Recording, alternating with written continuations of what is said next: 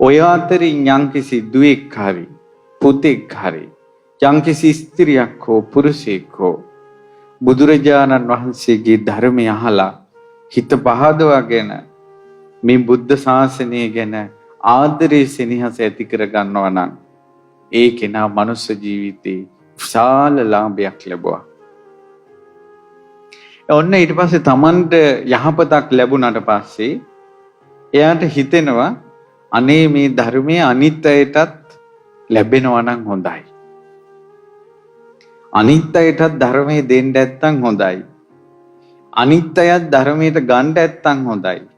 අනිත් අයත් පාපයෙන් මුදවන්න නැත්තම් හොඳයි කියලා හිතෙනවා යාට.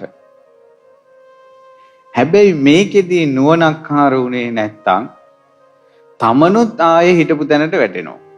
අනුන් කෙසේ වෙතත් තමනුත් ආයේ පරණ පුරුදු වලට වැටෙනවා. නුවණින් යුක්තව අන් අයට ධර්මයේ දෙන්න ගියේ නැත්තම්. ඒක හොඳට තේරුම් කරලා විස්තර කරන්නම් ඉදිරියට.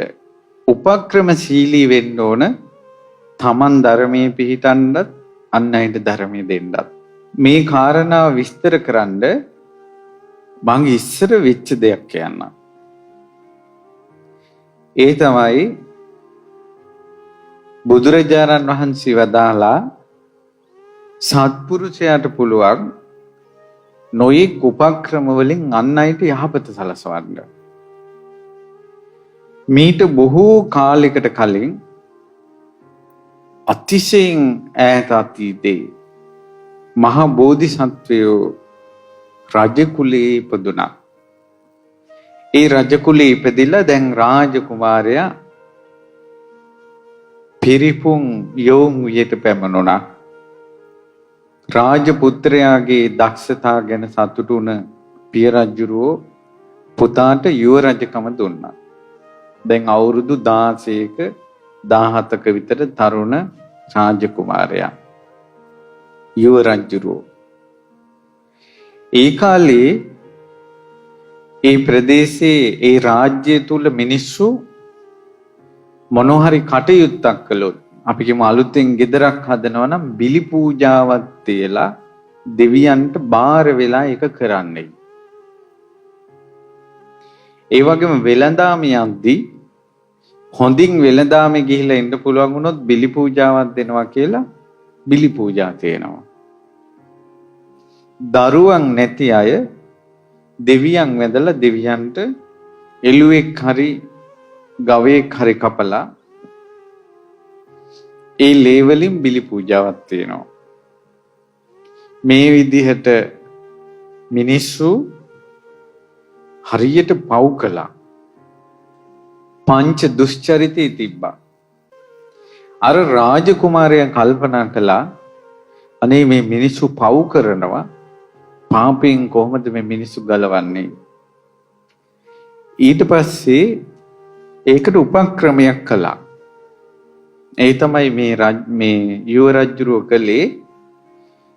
ඒ කාලේ මිනිස්සු ඔක්කොම වඳින පුදන විශාල නුග ගහක් තියෙනවා. ඒ නුග ගහ ගාවට මේ රාජකුමාරයාත් ගිහිල්ලා නුග ගහ වටේ වැඳලා පැදකුණු කළා අනිත් අයට ඇහෙන්නේ නැති වෙන්න මොනවද කුටු කුටු ගාලා කියනවා. මේ වගේ විටින් විට අර නුග ගහ ගාවට යනවා. ඊට පස්සේ මොකද උනේ? ඔන්න පස්සේ කාලේ පියාගේ ඇවෑමෙන් රජුරෝ රාජකුමාරයා රජ වුණා. රජ වුණාට පස්සේ ටික කාලයක් යනකොට රජුරෝ රාජ සභාව කැඳෙව්වා. රාජ සභාවෙන් කියා හිටියා පින්වත් අමාත්‍යවරුනි, නුඹලාට මතකයිද මා එක්තරා නුග ගහක් ළඟට නිතර ගියා? මතකයි රජතුමනි. මං ඒ ගියේ බාරයක් වෙන්න. ඒ තමයි මං ඒ නුග දේවතාවට කිව්වා මට සුවසේ මේ බරණැස් රාජ්‍යයේ රජකම ලැබීමට ඔබ වහන්සේගේ උපකාර ඕන කියලා. ඉතින් බලන්ට ඇමතිවරුනි මට කිසි කරදරයක් නැතුව මේ බරණැස් රාජ්‍යය ලැබුණා. එහෙමයි ස්වාමීනි, ඔය නුගගහේ දේවතාවා හරි ආනුභාව සම්පන්නයි. ඔබ වහන්සේට අනිවාර්යෙන් බැල්ම හෙළලා තියෙනවා.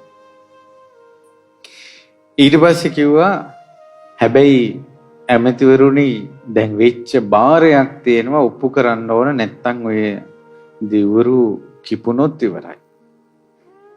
ඒක නම් හැබැයි රජතුමනි බාරේ නම් ඔප්පු කරන්න ඕන. ඔබ වහන්සේ කියන්න අපි දැන් සූදානම් බාරේ ඔප්පු කරන්න. ඊට පස්සේ කිව්වා නේ මම බිලි පූජාවක් දෙන්නයි බාරගත්තේ. බාර උනේ.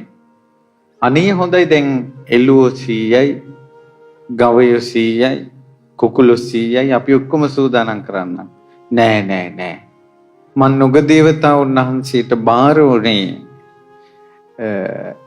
මිනිස්සු 1000ක් මරලා ඒ මිනිස්සුන්ගේ බඩවැල් වලින් නුග ගහ උතලා ඒ මිනිස්සුන්ගේ හදවත් ඒ නුග ගහට පූජා කරනවා කියලා. දැන් අර ඇමතිවරු හොඳටම බය වුණා. හැබැයි මං ඒ බාරෙට ගන්නේ යම්කිසි කෙනෙක් ප්‍රාණඝාතය කරනවද? ඒ හොරකම් කරනවද? වැරදි කාමසේවනය කරනවද? බොරු කියනවද? මත්පැන් මත්ද්‍රව්‍ය පාවිච්චි කරනවද? මේ පංච දුෂ්චරිතේ කරන මිනිස්සු 1000කගේ බඩවැල් තමයි නුග ගහ වටා ඔතන්ට මම බාර වුණේ. ඇමතිවරුනි මට ඒ බාරේ ඉක්මනින් ඔප්පු කරන්න ඕන. ඒ නිසා දැම්ම රටේ අනබෙර යවන්න. අද ඉඳලා යම්කිසි කෙනෙක් සත්තු මැරුවොත්, හොරකම් කළොත්, වැරදි කාමසේවනය කළොත්, බොරු කිව්වොත්, මත්පැන් මත්ද්‍රව්‍ය පාවිච්චි කළොත් අන්න ඒ වගේ 1000ක් බිලි පූජාවට ඕන වෙලා තියෙනවා. රජතුමාට බාර දෙන්න කියලා අනබෙර යවන්න කිව්වා. පින්වතුනි මේ ලෝක සත්වයා දමණය වෙන්නේ ධර්මයට නෙවෙයි බහුතරය නීතියට බයටයි දමණය වෙන්නේ. දඩ ගෙවන්න වෙයි ජීවිත හානියක් වෙයි කියලා මේ ලෝකේ වැඩිපුරම බලයට තමයි නීතියට පණ රැක ගන්න තමයි දමණය වෙන්නේ. ධර්මයට දමණය වෙන්නේ ඊටමත් අතලොස්සයි. පින්පව් විශ්වාස කරලා දමණය වෙන්නේ අතලොස්සයි. ඊට පස්සේ මොකද උනේ? ඔන්න අනබෙර ගැහුවා අපේ මහරජුරුව අහවල් වනස්පති නුග වෘක්ෂයට දේවතාවා කෙරෙහි මිනිස් බිලි 1000ක් දෙන්න බාරයක් වෙලා තියෙනවා. අදපටන් ප්‍රාණඝාතයේ යෙදෙන කෙනෙක් වෙත්නම්, සොරකම් කරන කෙනෙක් වෙත්නම්, වැරදි කාමසේවනය කරන කෙනෙක් වෙත්නම්, බොරු කියන කෙනෙක් වෙත්නම්, මත්පැන් මත්ද්‍රව්‍ය පාවිච්චි කරන කෙනෙක් වෙත්නම් ඔවුන්ගේ බඩවැල් වලින් නුග වෘක්ෂයේ වෙලන්ට විච්ච බාරේ තියෙනවා. එවැනි කෙනෙක් හිටියොත් වහා රජතුමාට බාර දිය යුතුයි කියලා අනබෙර ගැහුවා. එදා ඉඳලා එකෙක්වත් දැන් සත්තු මරන්නේ, හොරකම් කරන්නේ, වැරදි කාමසේවනය කරන්නේ, බොරු කියන්නේ, මත්පැන් මත්ද්‍රව්‍ය පාවිච්චි කරන්නේ. 12 යතුන් මුළු බාරාණසියම ඒ රජතුමා ඉන්න තාක්කල් පංචශීලයෙන් යුක්ත වුණා කියනවා. කය බිඳලා මරණින් මත්තේ රජතුමත් ඒ නගරවැසියන් සියලු දෙනා දෙවියන් අතර ඉපදුණා. පින්වත් මහණෙනි ඒ කාලේ අර බාරය වෙච්ච රජුරු වෙලා හිටියේ බෝධිසත්වයෝ අපේ බුදුරජාණන් වහන්සේ. ඒ කාලෙත් උපක්‍රමයෙන් මිනිස් වර්ගයාට යහපත සැලසුවා. උපක්‍රමයෙන් මිනිස් වර්ගයාට යහපත සැලසුවා. එතකොට අන්න ඒ වගේ උපක්‍රමයෙන් දැන් අපි ගත්තොත් මේ ස්වාමීන් වහන්සේ අම්මට කතා කරන්නේ පුතෙක් අම්මට කතා කරන විදිහට. අපේ ස්වාමීන් වහන්සේ කියලානේ. නමුත් නොදැනීම උපක්‍රමයෙන් අම්මා ධර්මයට එනවා. අම්මා දන් දෙන්න යොමු වෙනවා. ඒක උපක්‍රමයෙන් වෙන්නේ. ඔය පිට රටවල් වල අයට තියෙන ලොකු ප්‍රශ්නයක් තියෙනවා. තමන්ගේ අම්මා කොහොමද පිනට යොමු කරන්නේ, තාත්තා කොහොමද පිනට යොමු කරන්නේ? ඔවුන්ට තියෙන ලොකුම ශක්තිය තමයි ඒකට මේ උපක්‍රමය. සමහරවිට ඒ අය හිතින් ලෙඩ වෙනවා. ඒ ලෙඩ වෙනකොට කියන්න ඕන අම්මේ අපි ටිකක් අසනීපෙන් ඉන්නේ. ඔයාලා රුවන්වැලි සෑය වන්දනා කරලා මල් පූජා කරලා රතන සූත්‍රයේ කියලා අපිට සෙත් පතන්න. ඔන්න මොදලුත් එවනවා. ඒකට එයාට කෙසේ වෙතත් අර මහසෑය වන්දනා කරන්න ගිය අම්මයි තාත්තට යහපත සැලසෙන්නේ නැද්ද? අනුන් වෙනුවෙන් ගියත් තමන් වඳින්නේ බුදුරජාණන් වහන්සේට නම් ඒ පින තමන් දෙනවා. සමහරට කියන්න පුළුවන් අපි වෙනුවෙන් දානයක් දෙන්න. ඒතර දරුවට තියෙන ආදරයට ඉක්මනට ඉදිරිපත් වෙනවා. උපක්‍රමයෙන් ධර්මයට ගන්නවා.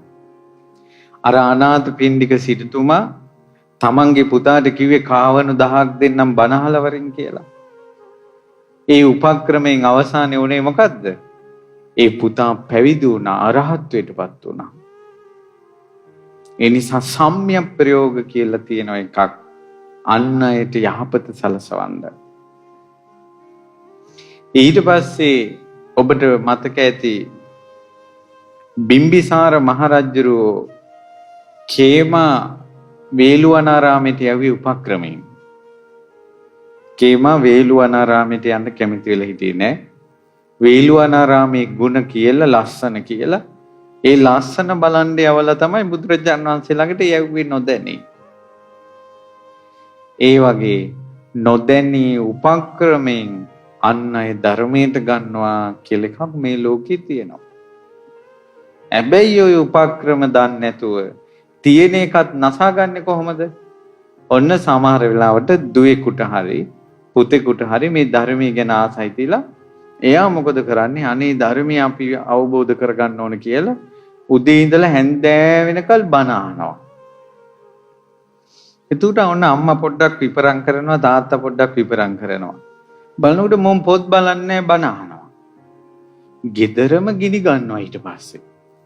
දැන් කුටු කුටු ගන්නවා මෙයා බලන්නේ නැහැ, මහාන වේද දන්නේ නැහැ. මොකක් වේද දන්නේ නැහැ, ඔළුව අප්සෙට් ගිහිල්ලාද දන්නේ නැහැ. ඊට පස්සේ අර බණ කියපු ස්වාමීන් වහන්සේලාටත් බනිනවා. දැක්කද යාට වැරදුනා. ඒකෙන් උනේ තමන්ට බණ අහන එකත් වලකිනවා. අර දෙමව්පියෝ ධර්මයට එන එකත් වලකිනවා. ඒ නිසා යාගේ අධ්‍යාපනයේට මුල් තැන දීලා ලැබෙන විවේකයෙන් නුවණින් යුක්තව ධර්මය අහන්න කාලය යොදව ගන්නවා නම් එයා තමාටත් ධර්මයේ හැසිරෙන්න අවවාද ගන්නවා. ගෙවල් වල අයටත් පව් සිද්ධ කරවන්නේ නැහැ. මට මොන ගිහිල්ලා තියෙන තරුණ ළමයි මේ ඉස්කෝලේ යන ළමයි ධර්මයට ආසහිතලා අපි පුහුණු වෙන්න ඕන මේ සීලය කියලා සමහර වෙලාවට රැයට කන්නේ නැහැ. ඒතර බුදුරජාණන් වහන්සේ රැයට නොකා ඉඳීම අටසිල් සමාදන් වුණ දවසට මාසෙට එක වතාවක් වදාළේ. දැන් අර ළමයා කන්නේ නැහැ. ඒතර සතියක් දෙකක් යනකොට ළමයා ටික ටික කෙට්ටු වෙනවා. ඊට පස්සේ අම්මලා තාත්තලා ඇවිල්ලා කියනවා හාමුදුරනේ මේ බලන්නකෝ මේ ළමයා කෙට්ටු වෙලා. මේ බණ අහනවා වැඩි. අවසානයේ සීලෙටක් ගරහනවා. බුද්ධ ශාසනයටක් ගරහනවා. එතකොට මම මේ ළමයිට කියනවා බලන්න ඔයාලා ධර්මයේ හැසිරෙනවා කියලා දෙමව්පියන්ට පව් පුරවනවා. උපක්‍රමශීලී නැහැ. සමහර කාන්තාවෝ ඉන්නවා ධර්මය අහලා ධර්මය අහනකොට ඔන්න එයාලගේ තරුණ කාලේ වෙච්ච වැරදි අඩුපාඩු ඔක්කොම මතක් වෙනවා. මතක් වුණ ගමන් හිතෙනවා ඉක්මනට ගොඩාක් පින් කරගන්න නම් බඹසර සමාදන් වෙන්න ඕන කියලා එයා බ්‍රහ්මචාරී වෙනවා. ඒතර මේ බ්‍රහ්මචාරී කියන්නේ මොකද්ද කියලාවත් බැඳපු මිනිස්සයා දන්නේ නැහැ. දැන් මෙයා තමයි ඒක හිතලා හදාගත්තේ. ඔන්න gedara අවුලක් හදාගන්න. ඊට පස්සේ අර මිනිස්සයා පන්න යනකල් බයිනවා බුද්ධ ශාසනයට. අර gedara නෝනගේ තියෙන කල්පනාවේ දුර්වලතාවය, ප්‍රඥාවේ දුර්වලතාවය, උපක්‍රම නොදැනීම. ඒක ලස්සනට ස්වාමියාත් එක්ක කතා කරලා තේරුම් කළා පිනගෙන කියලා උපෝසතේ මාසයකට වතාවක් උපෝසත දවසට සීලේ පිරිසුදු කරගෙන එහෙම ක්‍රමානුකූලව යන්නේ නැහැ. කලබල වෙන නිසා උපමාවකුත් තියෙනවා කලබලයට කොරස් කටෙත් අත දා ගන්න බෑ කියලා. විශාල කටක් තියෙන කොරහටත් අත දා ගන්න බැරුව යනවා කලබල වුණාම. මේ සාමාන්‍ය ලෝකෙත් එහෙමනම් කලබල වෙලා මේ බුදුරජාණන් වහන්සේගේ ශාසනය දියුණු කරන්න අමාරුයි. නුවණින් යුක්තවම දියුණු කරන්න ඕන.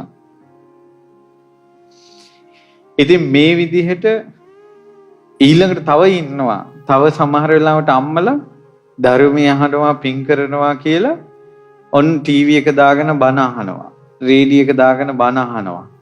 මුන්දලට උයන්න අමතකයි දැන්. ඉතින් ගෙදර ළමයි ඉන්නවා වෙලාවට කන්න බලාගෙන. මහා එවුන් උයලා නැහැ. ඊට පස්සේ අර බඩගින්න එන ගානේ කියන්නේ මේ කෙහෙල් මල් කියලා පටන්ගෙන බුද්ධ ශාසනයට බනිනවා. මට දවසක් මුණ ගැහුණා මහාන වෙලා සිවුරු ඇරපු කෙනෙක්. එයාගේ අම්මා ওই විදිහට ටීවී එක දාගෙන දිගටම බණ අහනවා. ඉතින් කොල්ලා කොයි හරි වැඩකට ගිහිල්ලා එකට දෙකට ඇවිල්ලා කන්න එතකොටත් උයලා නැහැ. අම්මා බණ අහනවා. ඉතින් අම්මට හොඳටම බැනලා මාත් එක්කත් වැරදි කිව්වා අම්මගේ. මං කල්පනා කළේ මහාන වෙලා සිවුරු ඇරපු කෙනාටත් ඒක නුරුස්සනවා නම් සාමාන්‍ය අයට කොහොමදත් මේක වරොත්තු දෙන්නේ. අම්මලාගේ වැරදි. බුදුරජාණන් වහන්සේ පවුල් අවුල් වෙන තැනට ධර්මයේ දේශනා කළේ නැහැ. අල්ලා ගන්න කෙනයි වැරදියට අල්ලාගත්තේ. පැහැදිලිද? පංචශීලයක් රකින්න තියෙන්නේ. ඒ පංචශීලය මනාව රැක්කනම් ඒ කොයිතරම් සාන්ත දෙයක්ද?